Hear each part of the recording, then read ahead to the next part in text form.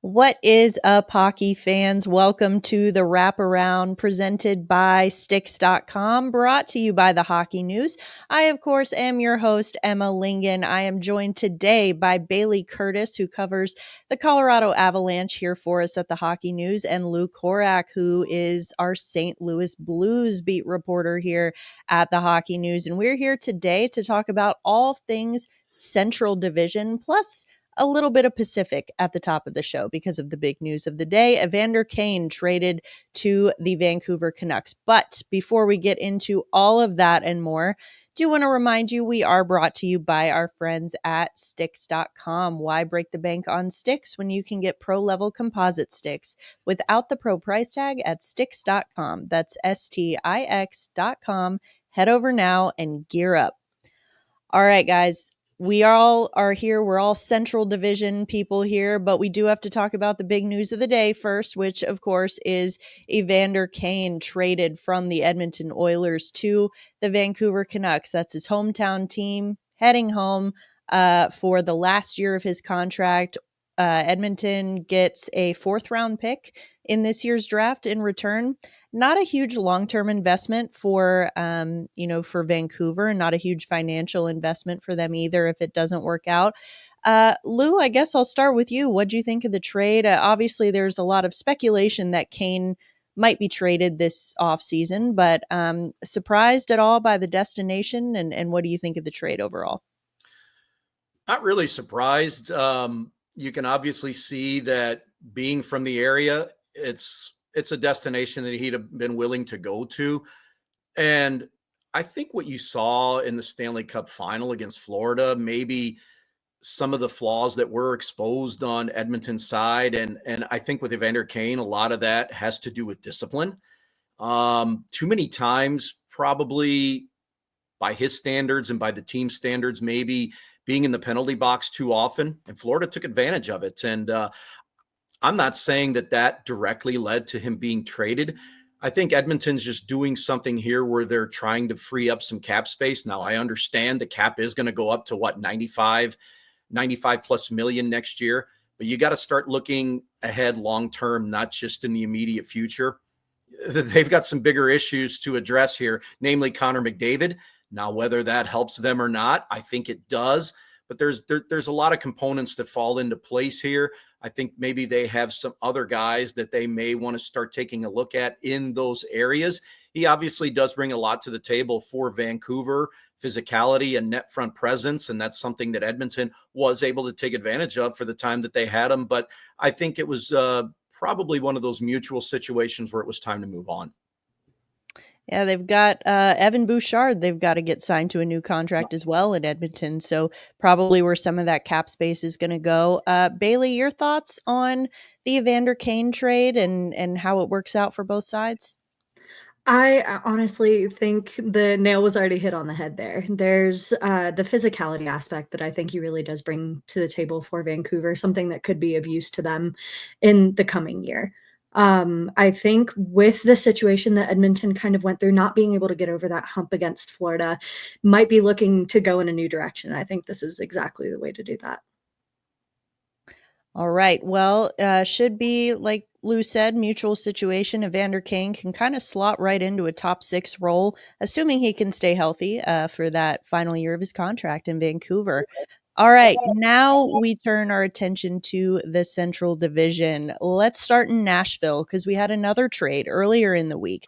Erik Haula, a bit of a homecoming for him. He's been a Nashville Predator before. Now he is one again. Gets traded by the Devils to the Predators for Jeremy Hansel, so defensive prospect that the Predators had gotten in the Yakov-Trenin trade from Colorado a couple years ago. And then they also got a fourth-round pick in this year's draft, the 2025 draft. So Erik Haula, 11 goals, 21 points with the Devils this season. As I mentioned previously, played with the Preds in 2020-21.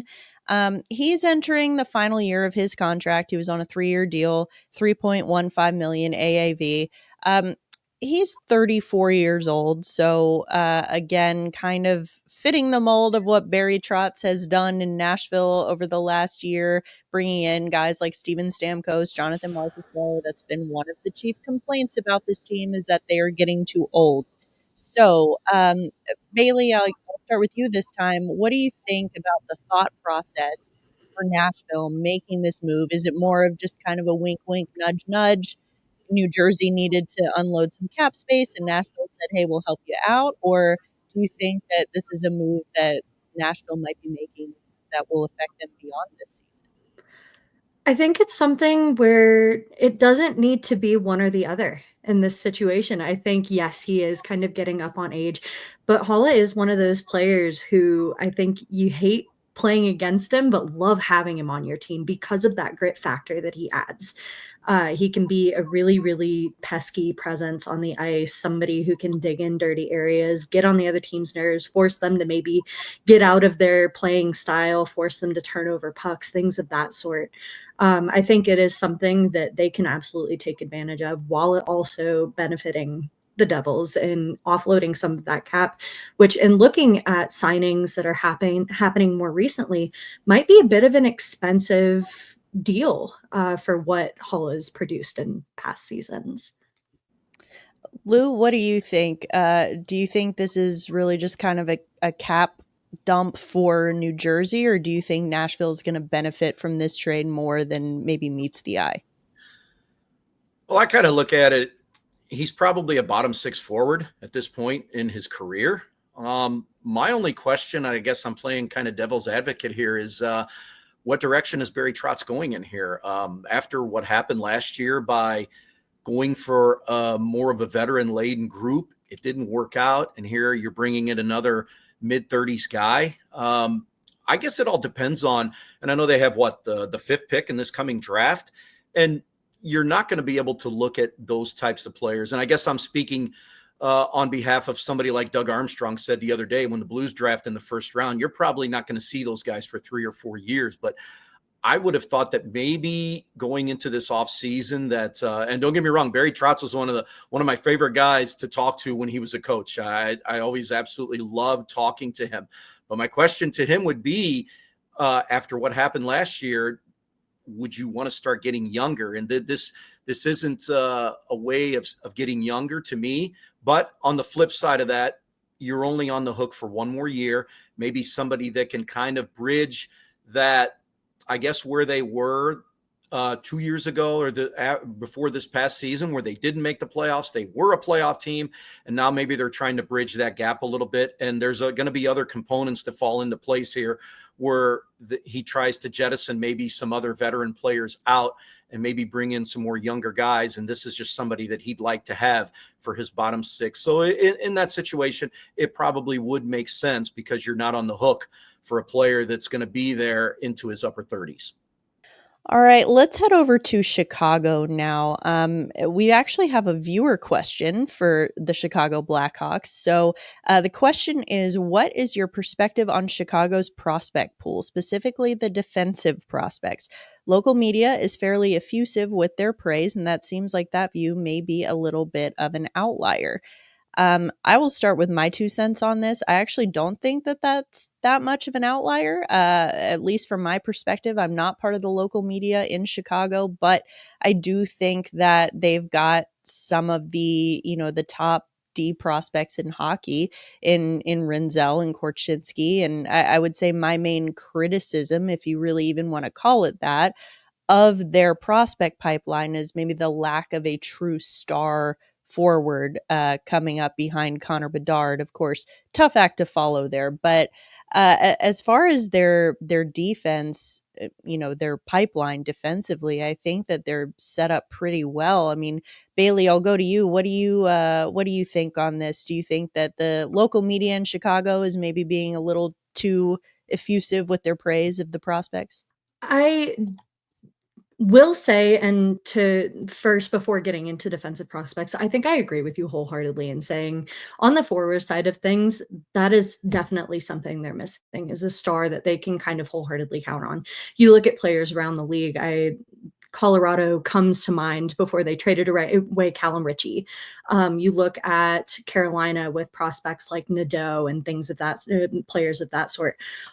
Defensively, I don't think, aside from maybe finding a generational talent, which they don't grow on trees, but the defense, I don't think there's much to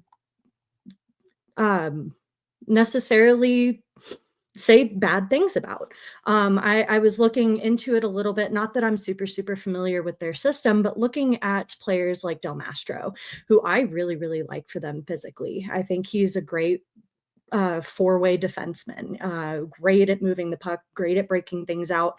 Maybe he's not involved in the rush from time every single time, but players like that who I think really improve their blue line. And I don't think, maybe they're not at bottom of the barrel. They're not quite towards the top, but it's not something I'd necessarily say bad things about. Yeah, Lou, looking at Chicago and all the areas where they need to improve, do you think their defensive pipeline is one of them, or near the top of the list?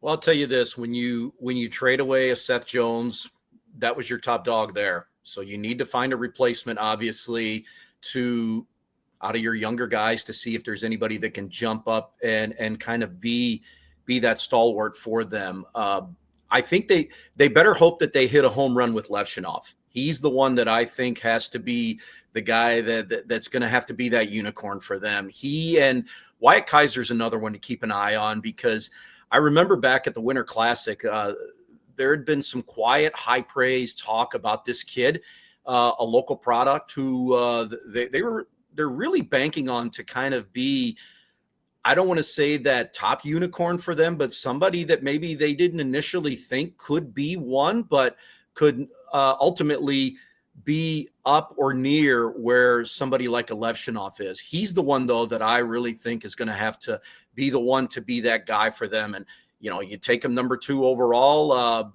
coming out of Michigan State. He had himself a heck of a collegiate career. And I think they're doing the right thing with him by slowly bringing him along instead of throwing him into the fire right away.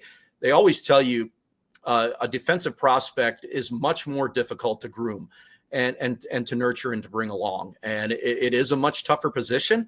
And I think they did the right thing with him there. That, Connor Bedard, generational player. Hey, you're gonna throw him into the fire right away. But yet, you're right. I think from a forward group, keep an eye on Nazar. I liked him as well. The time I got to see whenever they played against St. Louis really showed himself in a good light. But Levshinov, that's the one that everybody needs to pay attention to here. Keep an eye on him, because, they went high on him, and they're going to have to hope that he's going to be the guy that takes this next generation and wave of players in Chicago back to where they were before. All right. Well, thank you for that question to our viewers. We encourage those viewer questions and love getting to answer them here on the show. For now, let's head to Dallas. Matt Duchene has signed an extension. He's now on a 4-year, $18 million extension. So that's $4.5 million AAV to stay with the Dallas Stars. Fits what he was looking for. He had signed previously on 1-year contracts back to back. Now he gets a little bit of term here in Dallas. He's 34, finished the regular season with 82 points, and that led the team in scoring in 82 games. He set a career high in assists with 52. Maybe a little quieter for them in the postseason, but definitely a big contributor for this team on offense. And, we've talked about the need for center depth, and this is, how top centers don't grow on trees. And so it looks like Dallas got their guy, and that looks like, for example, maybe a Mikhail Granlund now might be either hitting the market or re-signing with Dallas. We're not sure. They don't have the cap space to do it right now. So Dallas is certainly a team to keep an eye on this offseason when it comes to making moves there in trades and free agency and whatnot. But I mean, with Duchene staying put in in Dallas now. And of course, Sam Bennett's the other big center name. He's now said that he's going to be returning to Florida. Don't know the specifics on that one yet, but it seems like there's a mutual interest there.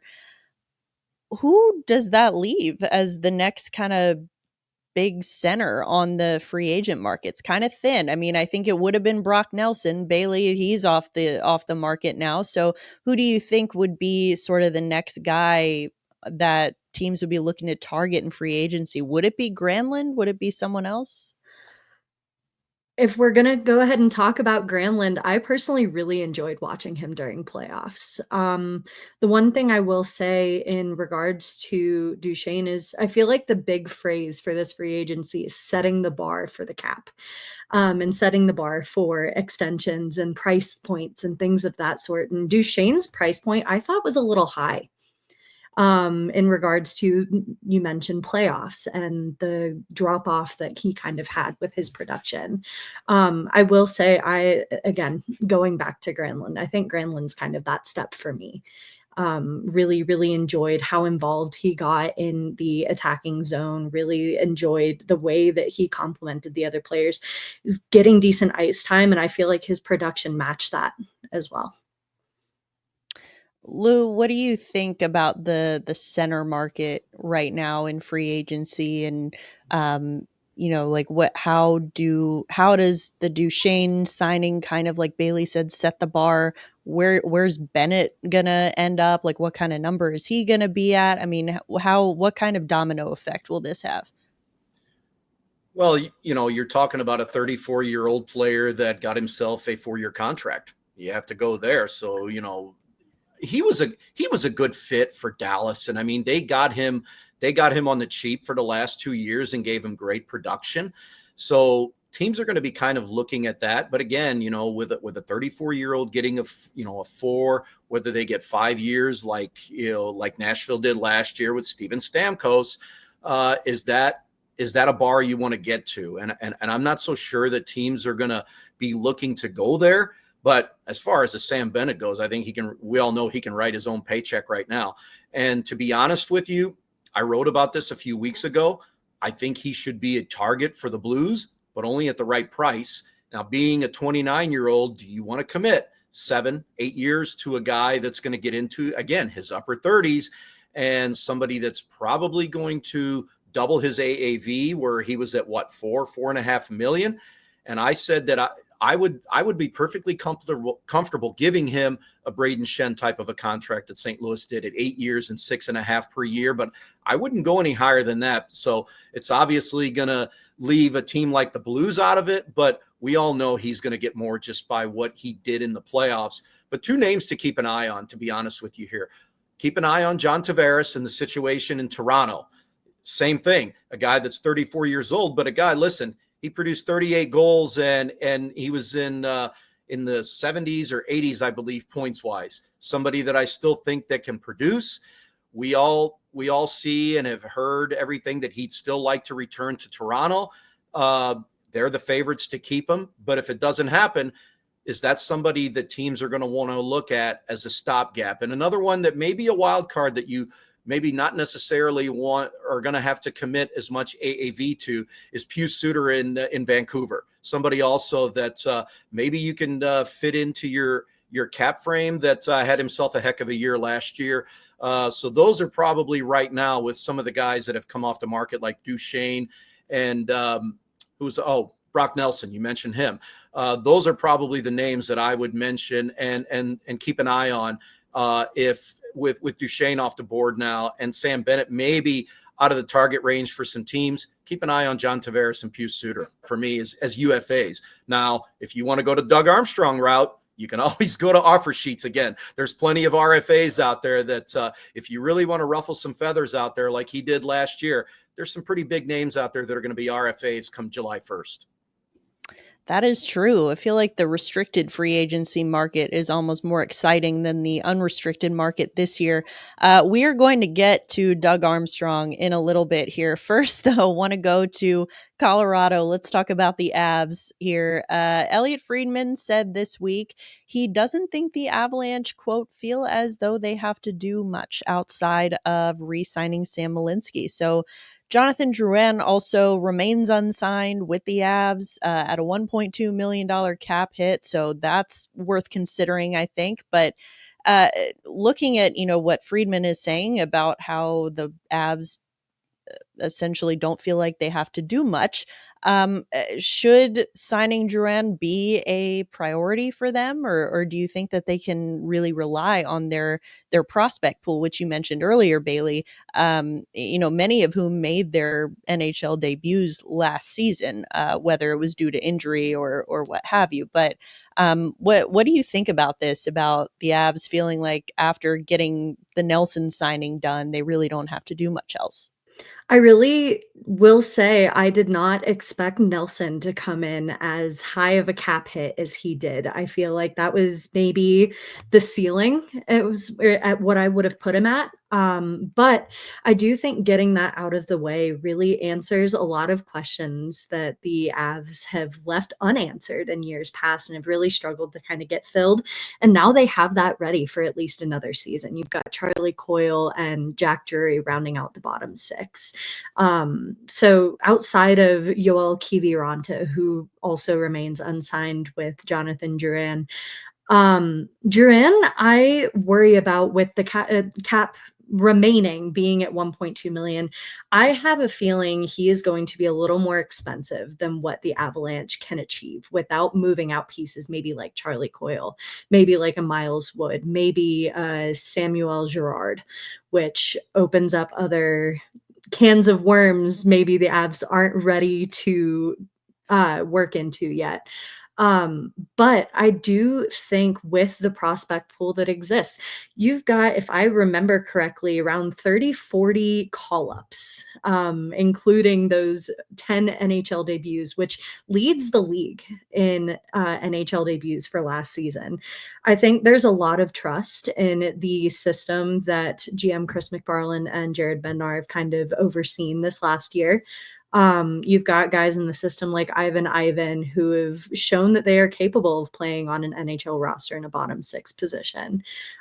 So I think there is a lot of trust in what you can bring up and get on a cheaper dime than maybe what you would get for Jonathan Drouin. I think there is the aspect of potentially missing the chemistry that he had with Nathan MacKinnon, and losing that would definitely sting, I think, not just for the sentimental aspect with fans and that chemistry aspect there, but I do think there is a cheaper price point to be met without making some huge trades and opening up more questions than they may be ready to answer.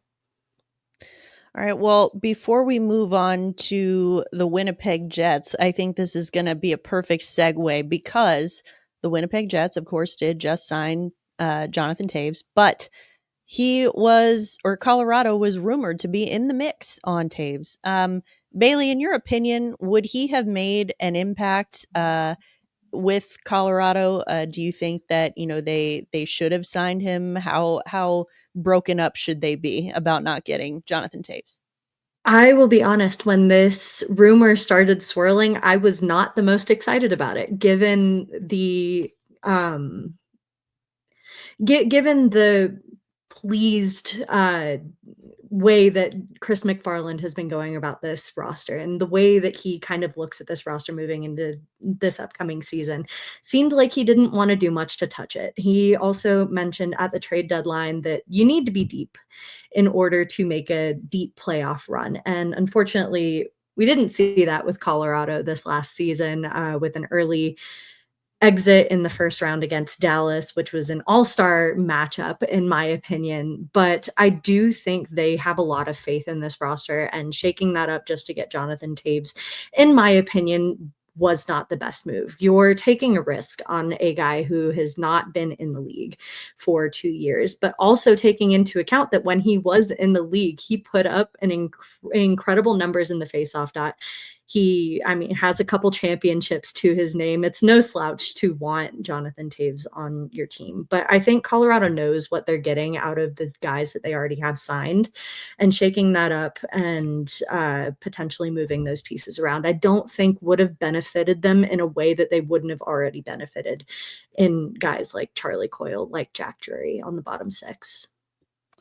All right. Well, that brings us right to Winnipeg. Jonathan Taves is now a Winnipeg Jet. He is making his triumphant return to the NHL with his hometown team, the Jets. So Taves agreed to a very modest $2 million base salary, but it's very bonus heavy. He's getting an additional $5 million available to him in bonuses. Of course, announced he was stepping away from the game, from hockey, when his contract with the Blackhawks expired after the 22-23 season. Now he's returning. He is 37 years old. Just worth noting. He has a very impressive resume, as you mentioned, Bailey. But Lou, I want to ask you, do you think at 37 years old, even as a 3-time Stanley Cup champion, do you think that Taves is going to be the type of player that's going to put the Jets or take the Jets over the hump here? I don't think Winnipeg's asking him to come in and be the savior. Obviously, you're probably looking at a guy now where it just adds to their depth down the middle. And you hear coaches, you hear GMs, you hear executives, anybody in management, no matter who you talk to, you can never have enough center depth.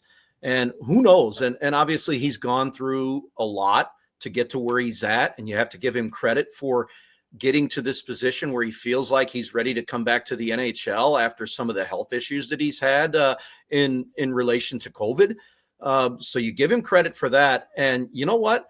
That's 2 years of wear and tear on his body that he didn't have to go through. So you're probably talking about getting a 34, 35-year-old right now who is 37 years old. So it's kind of a wait and see situation. I think Winnipeg looks at this like, okay, here's what we have. Let's present this to him. The script wrote itself. A Manitoba kid going back home. It's a perfect scenario for him. He doesn't have to go there and be the number one, number two. I think you slot him in at least at the start to be a third line center. And who knows if he plays his way up the lineup, great. If not, then we know we have somebody with all that experience, with great leadership, who could be a third line center for us, and we don't have to cap him out at 15, 16, 17, up to 20 minutes a night. I don't think that's what they're asking of him. I think it's a win-win for both sides. If he comes in and has himself a great year, then he can parlay that moving forward into another contract beyond this upcoming season. And if not, the Jets said, hey, we gave it a shot. We gave a shot to a guy that's been a winner in the past. If it works, great. If it doesn't, then we move on. So I think it's a win-win for both sides. And, you know, he's going to be motivated to meet those performance bonuses. St. Louis had that here with Ryan Suter this year. He met every one. So who's to say that Jonathan Toews won't do the same thing? Love that for Ryan Suter making his tour of the Central Division. Yeah. Speaking of center depth, though, talking about Taves, speaking of center depth, let's talk about Marco Rossi. He and the Minnesota Wild are at an impasse in contract talks. Rossi reportedly not happy with how he was deployed in the playoffs this year.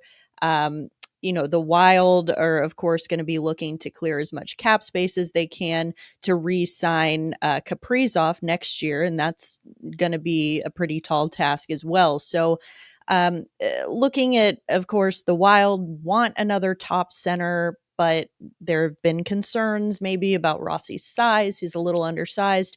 But looking at, again, we talked about the centers on the free agent market available this year, not a ton of depth there. So, Lou, I'll ask you first. How much do you think that the lack of centers available on the free agent market this offseason is going to impact what Minnesota decides to do with Marco Rossi, whether it's trade him or re-sign him? Oh, very much so. You have to look at that situation. And I think Bill Guerin's already done his due diligence with this, or at least started it. And it's probably going to get even more elevated as we get into the draft this weekend. Now I get that it's a different situation where not everybody's going to be all in one location, where everybody's going to be able to have those conversations like they have in the past, where now teams are going to be a little bit more remote as far as having those conversations around the draft. But I'm almost certain that Bill Guerin's already had conversations, just to not necessarily say that he's going to definitely want to move him, but at least see what could be available for a potential trade. And you got to look at the situation that unfolded at the end of the year, where this was a player that the Minnesota Wild, while they had their injuries with Eriksson, with Kaprizov, they used Marco Rossi as a top line player, and they used him as in a top 6 role. And then at the end of the year, he's playing 4th line center. Now, publicly, he was saying that he was okay with the situation, but darn well, he's like, hey, this isn't what I signed up for. This isn't the production that I was able to provide for this team during the year when we were going through some of the injuries that kept us afloat. So I think both sides are going to want a resolution to this. Who knows? Maybe if he does get to July 1st, another RFA, and teams are going, again, look what Doug Armstrong did. Maybe we can go into the same situation and throw an offer sheet and see where this thing goes. But I think there's a lot of branches to this that can go in a number of directions. But I think when all is said and done, I think there's going to be a resolution, and that resolution is going to be that Marco Rossi is going to be playing for somebody else next year. That's just my gut opinion here. All right. Well, Bailey, I'll put you on the spot. What do you think happens? Do you think Marco Rossi is a member of the Minnesota Wild next season, or does he move on? And what do you think that might look like for both player and team? I have had him on my trade board for the last couple of weeks, actually. I just looking at the situation, seeing impasses. If he's feeling this way right now, unless he gets a giant pay raise come July 1st, I don't think that there is a chance he stays in a Minnesota Wild jersey. I personally have him going out east. I know there are a couple teams that are potentially looking at increasing some of their center depth, and he's proven, even though he was demoted to that 4th line center role, that he can produce numbers and he can play really well transitionally. And I think there are other teams who would be willing to give him that pay raise that maybe he's looking for, and a bit of a top 6 situation that he might be looking for as well. All right, that'll be an interesting one to keep an eye on if we do see another offer sheet there, which brings us finally, Lou, I promised we were getting to the Blues, brings us to round out the show here with St. Louis. And of course, we are talking about offer sheets, or at least the potential for one. We saw what Doug Armstrong did last year, double offer sheeted the Oilers and got some really good pieces out of it. So, he had to kind of know that after that situation that he'd probably have a bit of a target on his back. So now he has already come out ahead of it, because the St. Louis Blues only have one RFA this year, and that's Joel Hofer, their goaltender.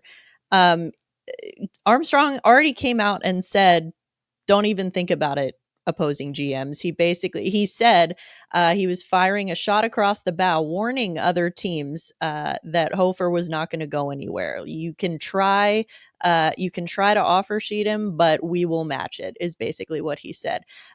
So Lou, what do you think of this strategy, and what kind of number do you think it's going to take for them to get Hofer locked up here? They can go in a couple of directions. And yeah, you're right. Doug Armstrong basically said, come after him at your own peril. You're not going to get him. So I honestly think that this is going to come down to, you have to think about Jordan Binnington's got 2 years left on his contract. I can see a situation, and the Blues and Hofer are his representatives. They are talking currently. I can see this being a situation where they bridge contract him, maybe offer him 2 years, obviously at a significant raise, as opposed to the $775K that he had been making the last couple of years. And then you're going to get both of your goalies come to a situation where they're both going to need a contract. And now you have to make a decision where you want to go. Could they offer him a multi-year extension and keep him long-term here? Sure. But I think maybe a bridge deal makes sense for both sides here. Just continue to let him nurture, continue to let him grow. And then if you feel like you've got a number one goalie waiting in the wings, ready to go, then Jordan Binnington becomes a UFA in 2 years. And, then maybe he looks to go somewhere else. Now, it could be a situation too where the Blues decide then also, well, you know what? I think we want to keep Jordan Binnington. And then Joel Hofer's got options for himself and can pick and choose his own team as well. So I think that would make the most sense here. But you never know. The Blues really like him. They like their tandem that they have. Look at the Edmonton Oilers. I mean, yes, they've been a cup finalist the last 2 years, but have been in search of a guy that they feel like they can throw in net. The Blues feel like they have two guys right now, and that's a luxury that a lot of teams do not have. They're comfortable with both guys. They want to keep both guys here, at least for the time being. They feel good about both guys. So I think Joel Hofer, in speaking to him in the past, he likes St. Louis. He likes the situation that he is in here, but he's 24 years old. He's going to come to a situation here sooner or later where he's going to feel like he's ready to be the number one guy somewhere, whether that be here or whether that be somewhere else. So could somebody still say, you know what, we're still going to throw an offer sheet at him? Yeah, but is it worth paying upwards of multiple first round picks that it could potentially cost you if you offer an offer sheet high enough in order to get him? And Doug Armstrong did leave it open, saying that depending on what the compensation is, it doesn't necessarily mean that that's something that they'll turn away. It's something that they'll look at both ways. But chances are, if an offer sheet does come their way, you can rest assured the Blues are probably going to look not only to think about matching it, but they certainly will match it. Yeah, like you said, Oilers are a great example. A lot of teams looking for goaltending right now, so it should be an interesting situation to keep an eye on. For now, that is going to wrap up our discussion of the Central Division today here on the Wraparound. Thank you once again to Stix.com for sponsoring us. We will be back tomorrow, or I will be back tomorrow, talking all about the Pacific Division, so make sure to tune in then. But for now, for Bailey Curtis and Lou Korac, I'm Emma Lingan. This is the Wraparound, and we will see you tomorrow.